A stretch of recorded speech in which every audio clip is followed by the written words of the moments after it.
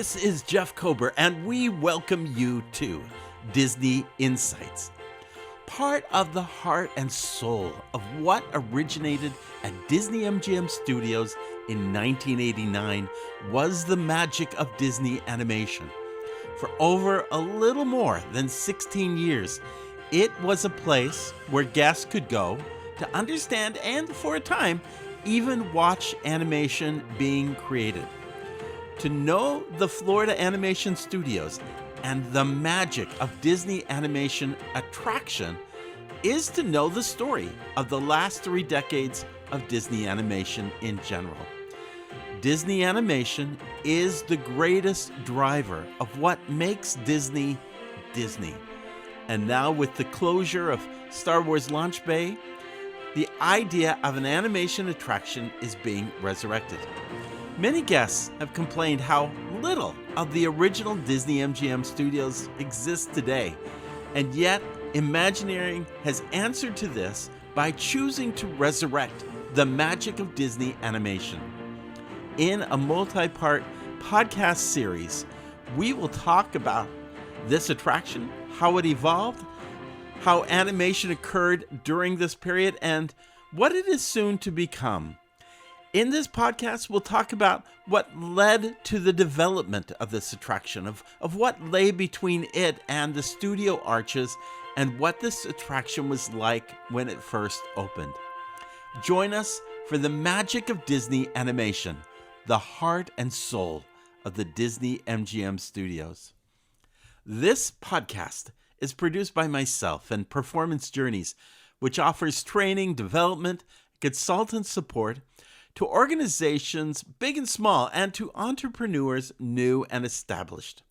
With a wide variety of resources and long-time in-the-trench experience, we offer keynotes, workshops, online learning, coaching, and so much more to organizations that want to improve their excellence, build their teams, develop leadership, and create customer loyalty. So please check us out over at performancejourneys.com, or simply give me a call and let's talk about your organization. Now, please support us by also not only subscribing to this podcast, but offering up a rating, review, or referral to others. Let others know about this podcast and how we bring Disney from so many insights into this arena. Be sure to check out disneyinsights.com, where we're going to offer key points, photos, links, videos, and so much more. And note that YouTube carries also our podcast, so please subscribe to Disney Insights YouTube page, as it will be more a part of our social media strategy moving forward. Again, thanks for being a part of this podcast. So let's talk about what happened before May 1st, 1989, when the Disney-MGM Studios opened. To do so, we have to kind of rewind the clock quite a ways. With the success of Disney's first full-length animated feature, Snow White and the Seven Dwarfs, Walt took the much of the money that was made from that film and created an entire new studio in Burbank, California. In fact, earlier this year, and there's a link on disneyinsights.com, we covered the 75th anniversary of the creation of the Walt Disney Studios in Burbank and what it really looked like back then and how it has evolved. Disney has an entire animation legacy. In those first years after Snow White, it went through what was known as the Golden Era, with Pinocchio, Fantasia, Dumbo, and Bambi. There were some really great pieces of animation. We were just watching Fantasia the other night as a family, and you just are stunned that somebody invested that much time and effort into developing that art form to the level it was developed. But unfortunately, the war, World War II, took its toll, and so they went through a different period where they had to deal with what were kind of combined shorts into different films, such as The Three Caballeros or Make Mine Music. It came out of that World War II period and reestablished itself with Cinderella And with Cinderella, it went into the silver era, which included such films as Lady and the Tramp, Peter Pan, Alice in Wonderland, and even The Jungle Book. And then afterwards, it led itself into the Bronze Era. Now, the Bronze Era is where Walt Disney passed on, and the 9 old men who provided leadership to the Disney Animation Studios left one by one as they retired.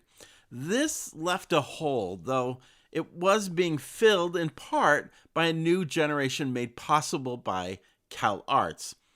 Cal Arts was one of the 2 things Walt focused on in the very short period before his passing.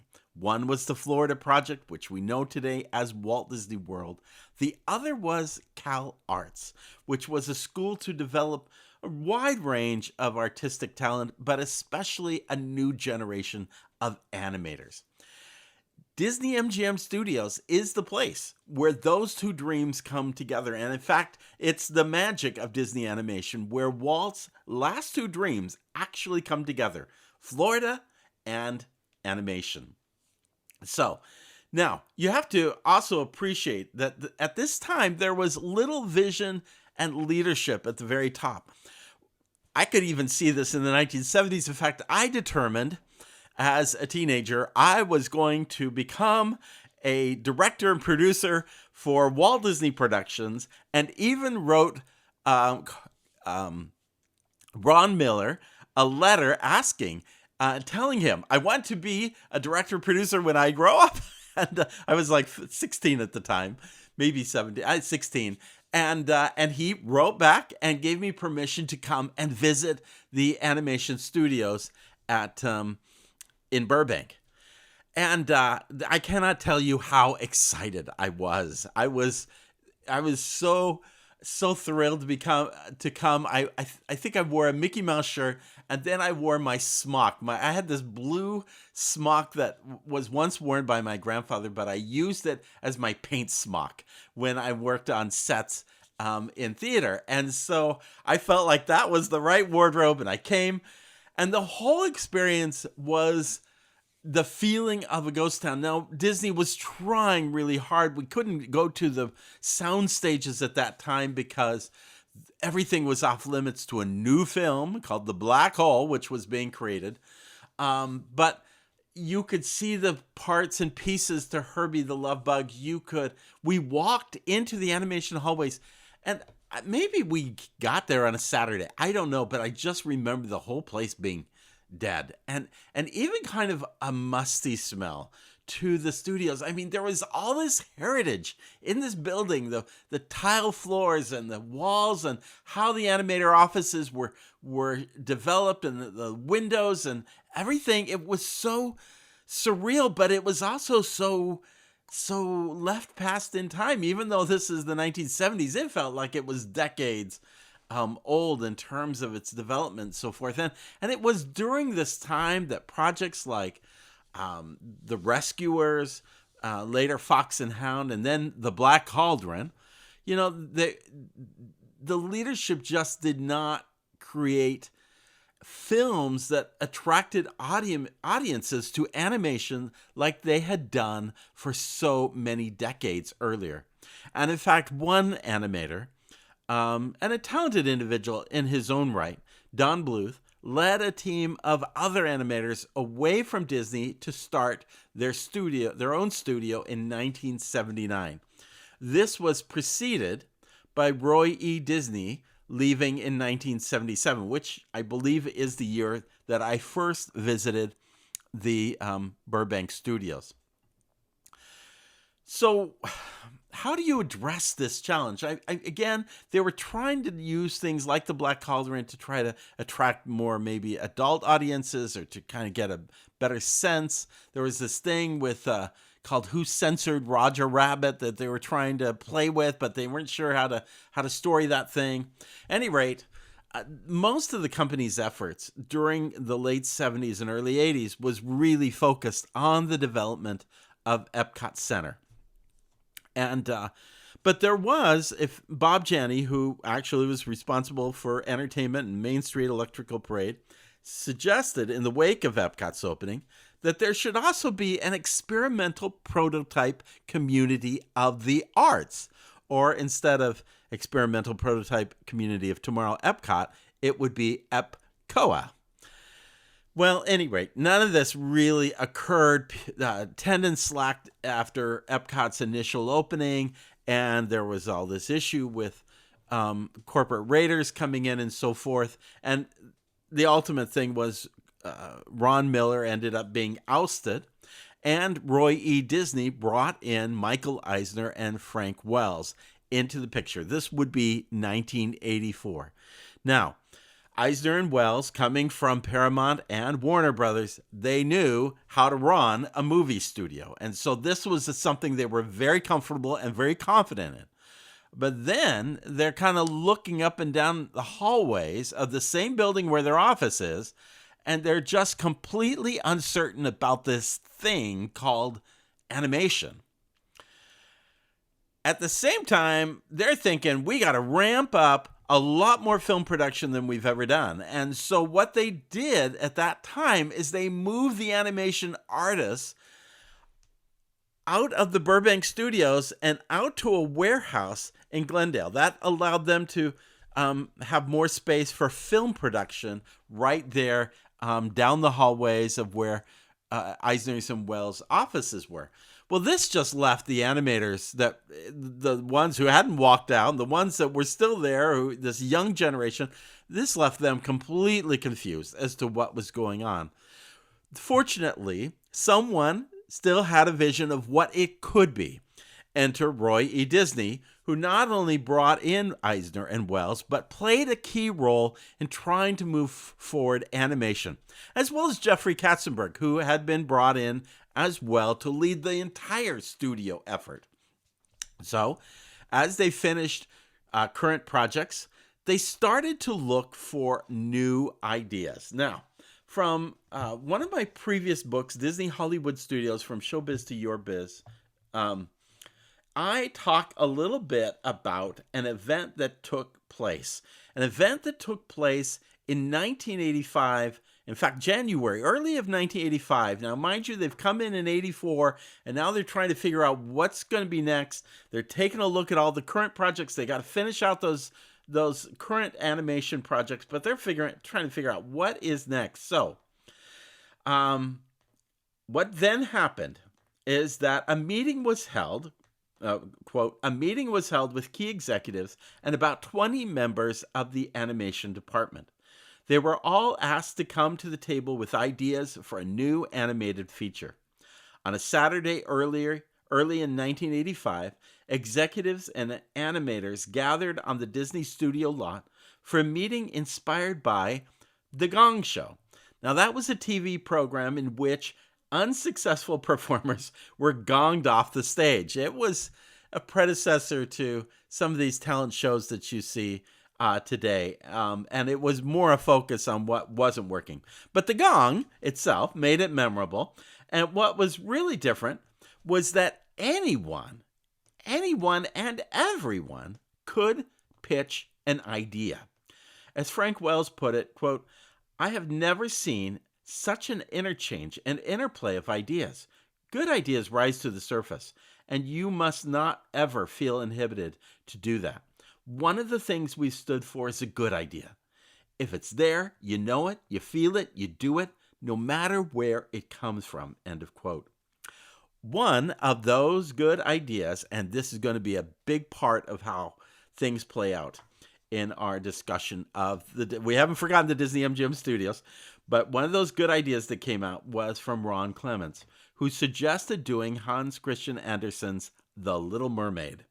As far back as Fantasia, Walt Disney had considered the possibilities of this tale, but the story ended on a sad note, so Clements pitched a version with a happier ending. Eisner dismissed the idea, thinking it was too similar to Splash, the successful mermaid film starring Daryl Hannah, produced by Disney's own Touchstone label. Clements persisted, asking Eisner to at least read his 2-page treatment. Eisner reluctantly agreed. Now, that was a Saturday.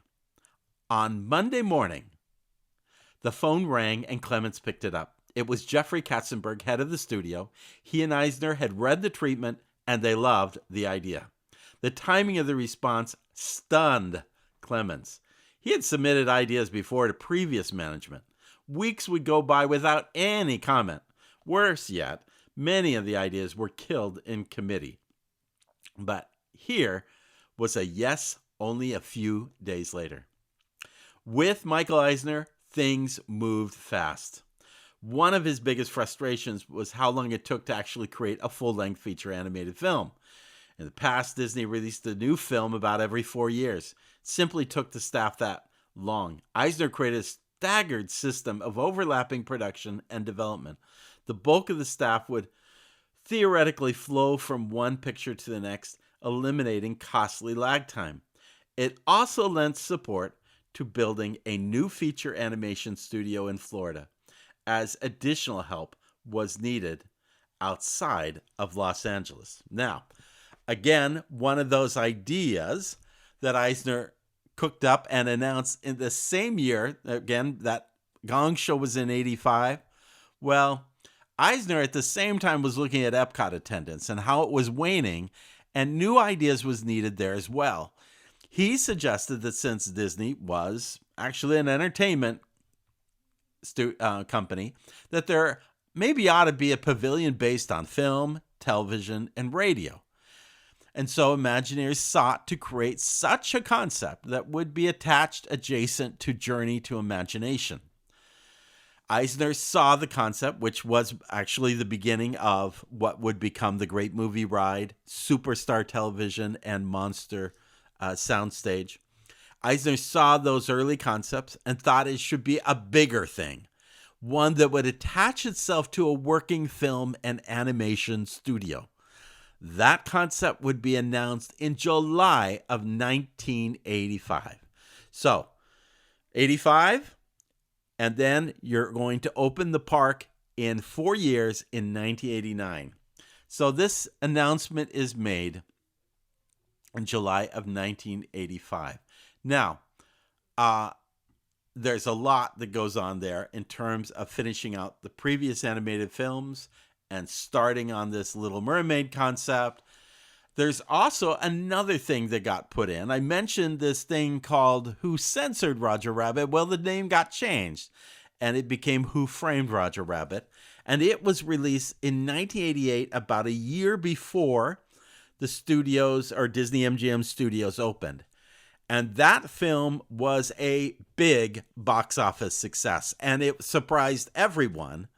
And it did very well. It went under the Touchstone label because it had some adult innuendo to it. But it was very successful. The only thing about Roger Rabbit is it wasn't done by Walt Disney Animation. It was done out by a team in the UK. And yet, it clearly showed that if you could come up with a great animation concept, people would go for it. And let me just tell you, one of the things they really went for was the merchandise. I cannot tell you how much Roger Rabbit merchandise was out during those late years of the 1980s. And I hope I didn't say it came out in 1998. It came out in 1988 is what I meant to say. But meanwhile, construction is very much happening at Disney-MGM Studios. And so you understand where the new magic of Disney animation occurs. Let's just talk about this section of the studios. What is actually known, I didn't know this until I researched it recently, that whole area, when you pass the studio arch, is known as Sunset Plaza. So let's talk about the Sunset Plaza neighborhood. Generally speaking, you go through the studio arch. That archway is soon going to go away, but that archway announced and was a physical and mental separation from what was Hollywood Boulevard and Echo Lake, the feeling that you were in Los Angeles and Hollywood, and then you'd step through the archway to go into the studios. Now, the archway wasn't so much for just the magic of Disney animation, which was past the studios. It was also for the backstage studio tour. Many guests, or many of you out there in the podcast world, may think, well, wait a minute. The backstage studio tour happened way back in the back where now Star Wars Galaxy's Edge exists.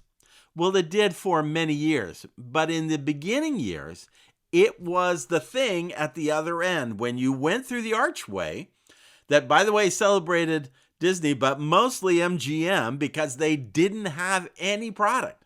Remember, there is none of the, other than Roger Rabbit, there is no big new successful thing to really highlight in this studio tour. Well, Honey, I Shrunk the Kids came out, and that was going to be part of the backstage studio tour. But really, very little other than classic Disney that I talked about, the years of Cinderella and Snow White and Pinocchio and Fantasia. There was just very little to be included in the original Disney-MGM Studios. But notwithstanding, you went through the studio arch, and there, you know how you go right now into Star Wars launch bay, and you go through what seems to be two cylinder-type towers? That was not the entrance to the magic of Disney animation. That was the entrance to the backstage studio tour. And there, when you go through through that entrance right there, you know how you kind of veer to the right to whatever launch bay is. But you notice there's a space with a lot of images from Star Wars all lined up in what looks like and appears to be a queue. Well, that was the queue and loading area, although it went in the early days far outside of that space. That was the queue and loading area to the trams, and the trams pulled up right in that area. Now you're thinking, wait a minute, there's a building on the other side. Well, that building wasn't there at the time. In a subsequent podcast, we'll talk about that building because it plays a huge role here. But at that time, when you went on the backstage studio tour, you got on right there past the studio arches in that queue and loading area. And by the way, while you waited, there were video monitors that showed a video of Tom Selleck and Carol Burnett, and they were talking about the movies and getting you all excited about the business of movie making. So then when you were done, so then it went through the whole tour, and it dropped you off where it later would start picking you up. If you recall, in the last years of the backstage studio tour, the pickup and the drop off were practically the same area. It was just a long stretch right there. Well, they would drop you off back then. There was a little food and beverage. I think it was the studio commissary area where you could pick up a hamburger if you wanted. But then you went on to the walking tour of that attraction, and it took you all the way up until you got through. And it showed you all the different phases of production. It showed you the sound stages where you could look down on the Mickey Mouse Club, being taped and other things. Let's Make a Deal was being taped there at one time. And later, Who Wants to Be a Millionaire just took over that space. That's the space that is now really Toy Story Mania. Then it went over an area that's since been demolished, but it went into a whole scene, a film sequence with Bette Midler. And then they kind of broke down how that sequence was shot and created. And then they walk you through the Roy O. Disney post-production building, show you how sound is created, special effects, editing. And then you came into what is the Walt Disney Theater. The Walt Disney Theater back then was what is now the Little Mermaid Theater. When they realized they needed an additional space, they built what is the Walt Disney Theater, which is now part of the Walt Disney Presents, and then you go to One Man's Dream. That theater was created, and what is now One Man's Dream, where you go kind of through an L-shaped area. You kind of go through the history of Walt Disney. That was actually the post-production part of the tour. And then later with the development, they created a second theater there to have as is the Walt Disney Theater. And then they use that for actually not The Little Mermaid, but Here Come the Muppets. I'll talk about more of that later. But to understand, the important thing I'm trying to say, which is important to this whole plaza, because the whole plaza is now going to be redone and made part of the magic of Disney animation. It's all going to be park-like, and it's going to have a slightly different feel. So to understand, when you exited the Walt Disney Theater, and you've gone on this very long 30-minute, it was back then a 30-minute backstage studio tour and about a 40-minute walking tour, when you got done with all of those elements, you were starved. You were hungry. And so, one of the largest food and beverage facilities ever was housed right across Sunset Plaza. Now, you know one of those because it's still there today. It's the Brown Derby. The Brown Derby was that portion of that restaurant, food and dining package that was the high-end, sit-down, nice restaurant, still wonderful, my favorite restaurant in all the parks, the Brown Derby. But what has become the Playhouse Disney experience was actually originally the Soundstage restaurant. And this was a massive facility with different sets and props from like Bette Midler's Big Business movie and some other things. I know eventually Aladdin was added and other things, but this was a big restaurant where you got hamburgers and chicken strips and French fries. And the Soundstage restaurant was a massive space, as big as it is when you walk into Playhouse Disney. Above it was something called the Catwalk Bar. That space is now the Club 33 facility for Disney's Hollywood Studios, but you actually could go right up there from within the Soundstage restaurant right up to the Catwalk Bar, and it overlooked the Soundstage restaurant, like you were kind of looking at this soundstage from the catwalk. There were two other facilities there too. One was on the backside as you kind of move toward, well, of course, there was no Sunset Boulevard at that time, but on the other side of the Brown Derby, as you go around the back, there was something called Starring Rolls. That was the place where you got your morning coffee, long before Starbucks came, and in fact, Starbucks' arrival kind of threw out Starring Rolls, but you'd get coffee and cinnamon rolls and whatever you needed right there. And then one that seems to have been added maybe even a little after the park opened, not quite that time, but there's actually a studio commissary or a place for cast members to get lunch or dinner or whatever meal they need in a backstage area. So I'm talking about this whole plaza area. And by the way, there are also, let me just say that there also were added, as they brought in the new or second Walt Disney Theater, there are also added retail stores. One that has still not reopened, which was called the Disney Production stores, the Disney Studio store. Sorry, the Disney Studio store, and then one that was selling Muppet merchandise. As you went through Here Come the Muppets, you came out and there was this little thing selling Muppet merchandise. Now, I'm mentioning all of this because it gives you a setup for what was the studio tour. The studio tour went in a very different direction. Whereas most people have gone through Star Wars, Launch Bay, or the later versions of the Disney Animation Tour, they've gone clockwise. But the original went counterclockwise. You didn't go through that main entrance because that was for the Studio Back Tour. Instead, there was another door to the right, and that door led you into the museum lobby. As you went into this kind of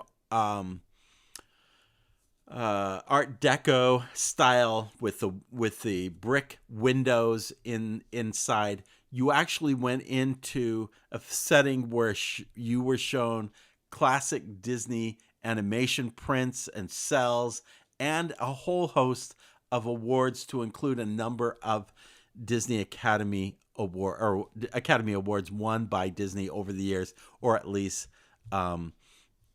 a secondary version of those Academy reproduction of those Academy Awards. That's where you gathered to prepare to go into the Magic of Disney Animation Tour. By the way, that was very much a museum. There are actually museums throughout, and there were others at Disney Hollywood Studios at one point. I think it's the only one that remains now. Epcot has some at when you go into China, when you go into Mexico, when you go into Morocco, when you go into France. There are small, minor kind of museum components in these attractions. The same with the Hall of Presidents when you go in there, as well as the American Adventure. There is actually somebody who is a museum curator or a team that actually takes care of these facilities. One time I went to do some film production in the late or mid 1990s, and I wanted to use that space. And you had to wait until all the guests were done with the day, and second, you had to have the museum curator there, and he had to clear the facility and stay with you, and then close out the facility at the night. And there's a whole security system and so forth. That was a big thing. You can still see that facility now; it's just sitting empty.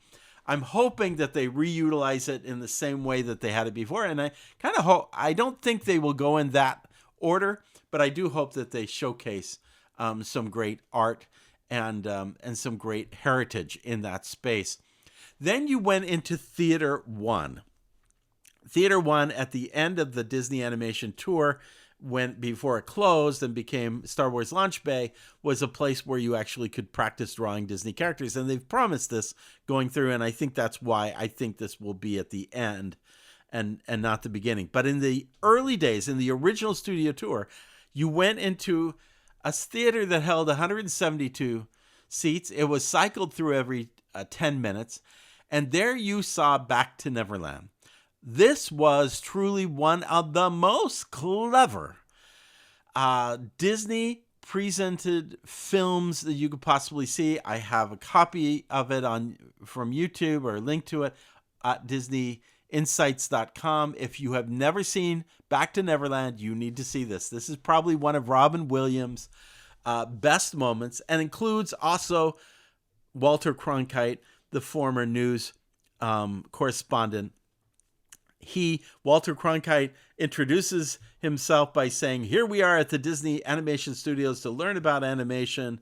And then he looks for a volunteer and finds Robin Williams dressed in a yellow Hawaiian print shirt and with a goofy hat and taking photos, all that kind of thing. And he takes, with the help of Tinkerbell, into the magic of Disney animation, shows how the process works. And the ad-libbing that goes on with Robin Williams is so amazing here. It's so funny, and it's so clever. And he's created into a animated character, a cell-drawn, hand-drawn lost boy from Peter Pan. And it shows him going through this process of animation, and in the end, then the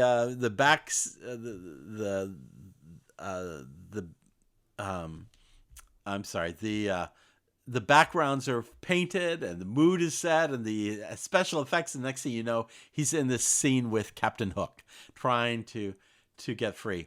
At any rate, it's just a fantastic scene.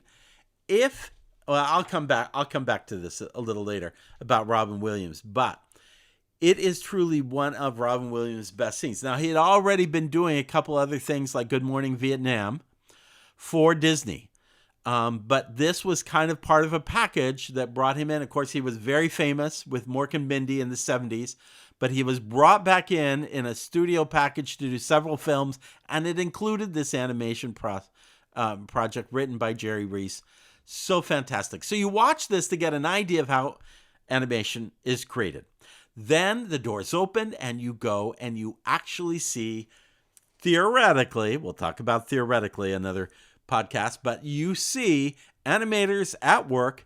You are actually looking down. That's why there are multiple levels inside the Star Wars launch bay facility. Back then, you had glass and you looked down into the animation facilities. And you were kind of hosted through several sections of it. The first was the story department. And with it, there was a monitor overhead that kind of described what's happening here in this location. And here you had a live action of Robin and Walter Cronkite. They're posting sketches, but he posts sketches of Cronkite as a mouse and what Walter Cronkite might look like as a mouse, or different versions of a mouse. So you see that happening in story department. Then you move over to animation, and you see Robin on the monitor as a lost boy, animated, trying to sketch a stick figure to come alive. It's a terrible stick figure. The animator subsequently erases it and draws Captain Hook, chopping off Robin's pencil with Hook's sword. Left with only an eraser, Robin turns around and starts erasing Hook. So there's a whole little scene there. Then you move into cleanup, where you clean up the animation. Here, Robin Williams' arm is erased and then redrawn, and then a little bit of his rear end is taken off. A little cellulite off of his tush is taken off, and there's a whole scene with that. Later, you go into effects, where Robin is being hit by lightning and water on the screen. Then you go into layout and background. So where you see Hook's ship is drawn and then painted, and then Robin is painted as well. And then ink and paint, Robin is drawn the right way, or is colored the right way, painted the right way, while offering his opinion on what colors he thinks he wants to be drawn as, painted as. And then finally camera, and here Robin calls out directions like he was some kind of film director. So you go through all these little segments, and they take out the whole of that walking portion that you see in Star Wars Launch Bay. But you're going backwards until you arrive at the second theater. The second theater is the Disney Classics Theater.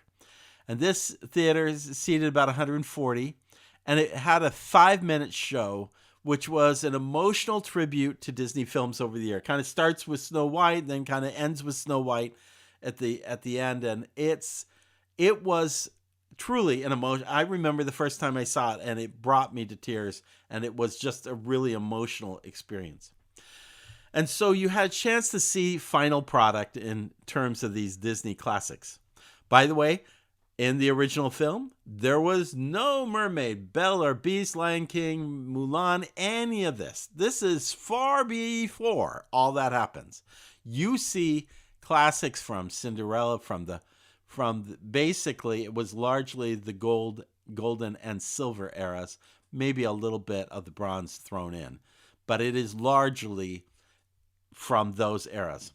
At which point, the doors open again, and you walk into the animation gallery, where you could purchase a cell that had been painted, or books on Disney animation, or sketch pads where you could practice your Disney animation, or finished fine art that had been done. And that was a very successful animation gallery. And actually, I want to say, it's not the first time there was a fine art gallery. And of course, there were cells that used to be sold at Disneyland years before.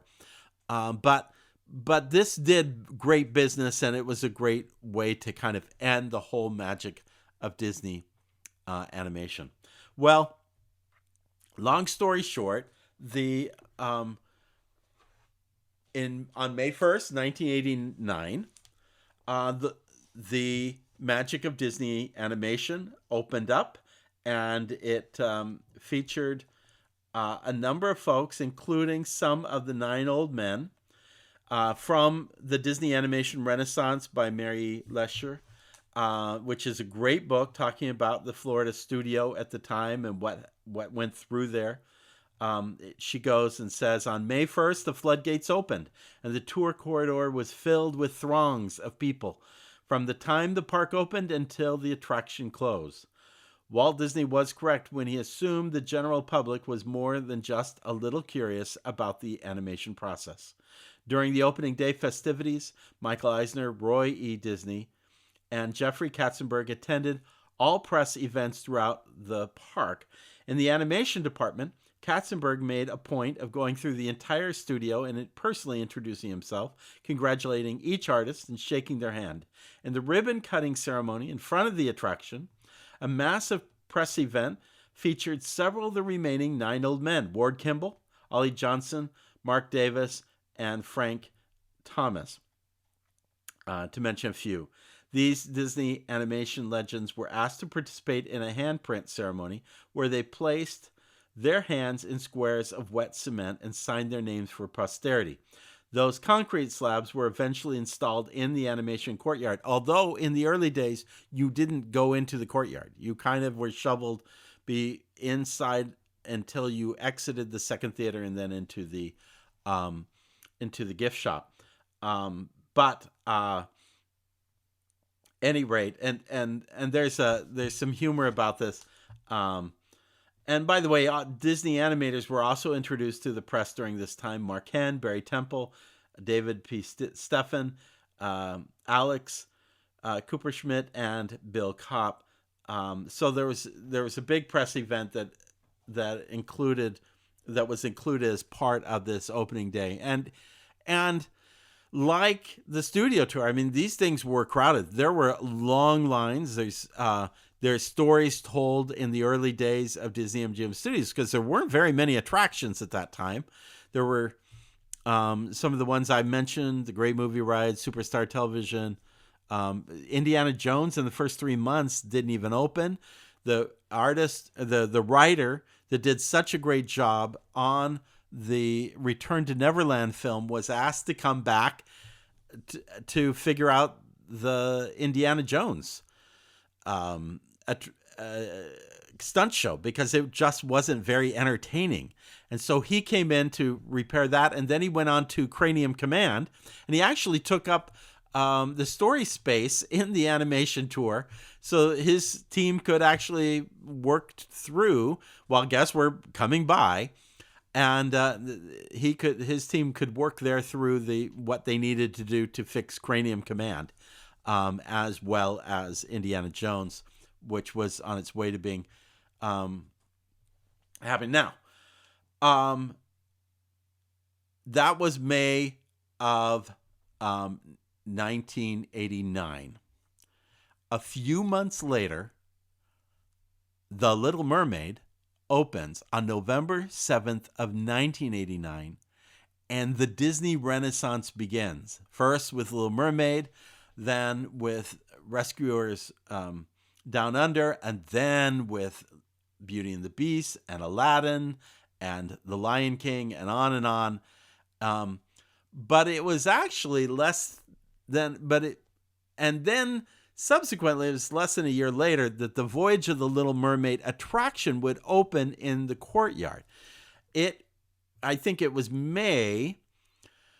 Here Comes the Muppet premiered right there in May, and it had the store right in front of its exit. But it only lasted a few months, from May to September, and then in September, Voyage of the Little Mermaid premieres. I imagine what happened is, while they had planned for something for Muppets to come in, and that's why they built the theater. When they realized this mermaid thing was huge, they wanted a dedicated theater, one that they could do special effects. Remember, the original Voyage of the Little Mermaid included mist, it included lasers, a scrim. There's a lot of special effects that go with that show, and they needed an indoor space to do the puppetry, of course, with black light.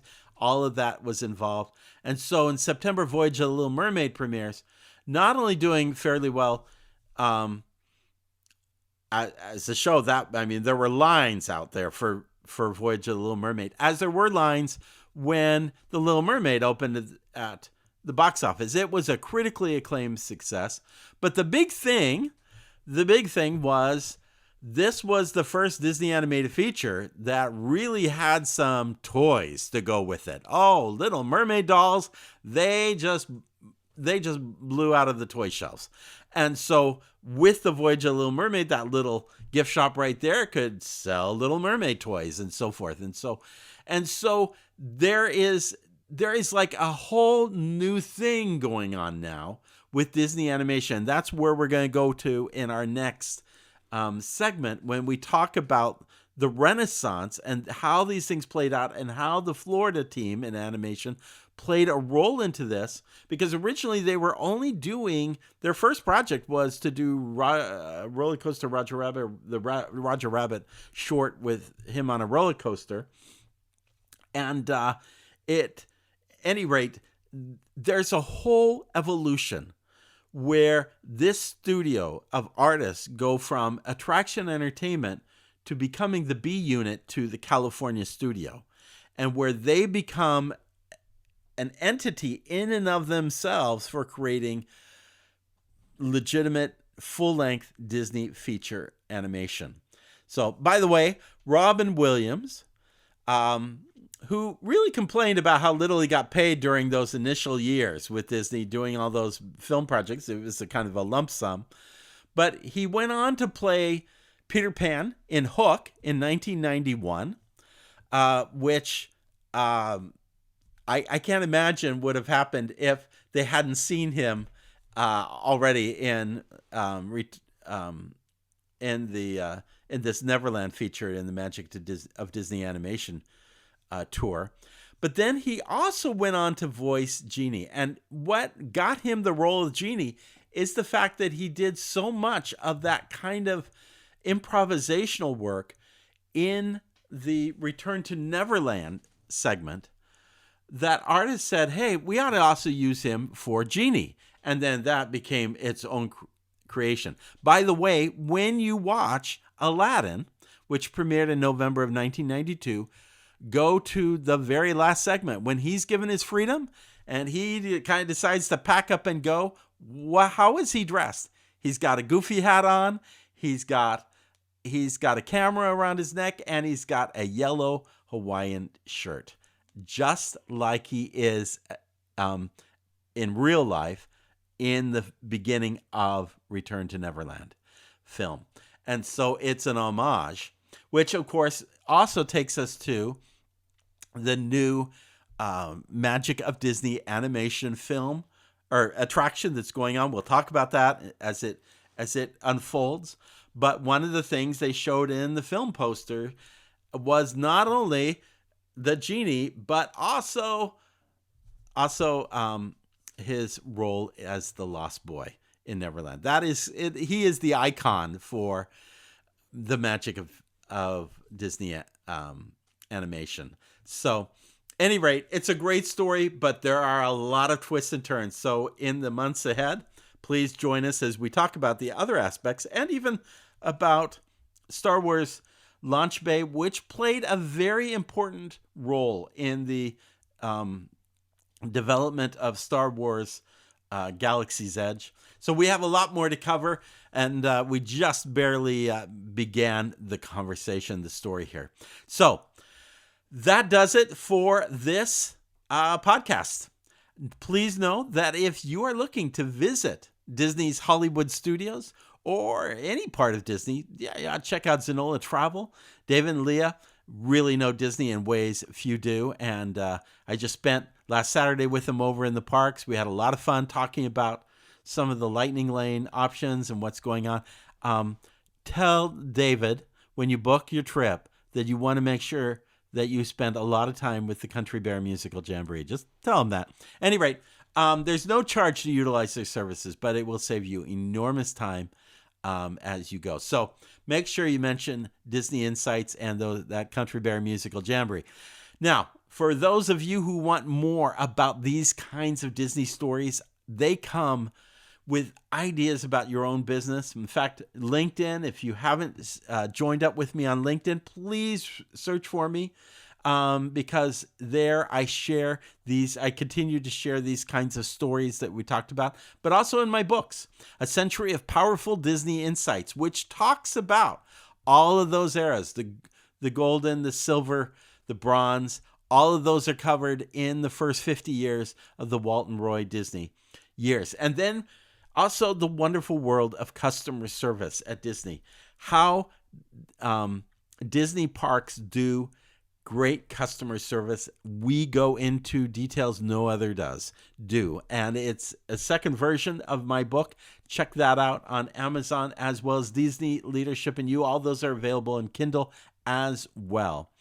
And if you're looking to find excellence in your organization, then please just reach out to me. Just come talk to me.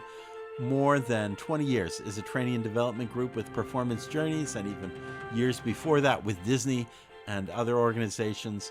If you're looking for a keynote speaker, if you're looking for consulting, if you need support, just reach out to me and talk to me about your organization. There's no cost. We'll just talk about what your needs are, and let's see if I can offer some kind of ideas support for you. So reach out to me. And finally, thanks for joining us with this podcast. Know that, as in the title of Performance Journeys, my organization, it's as much about the journey as it is about performance. Find the second star to the right and keep going straight on until you reach it. Follow the compass of your heart and know that with a smile and a song, a little faith, effort, and pixie dust, your dreams can come true. After all, if we can dream it, we can do it. Until next time, bright suns. We'll see you real soon.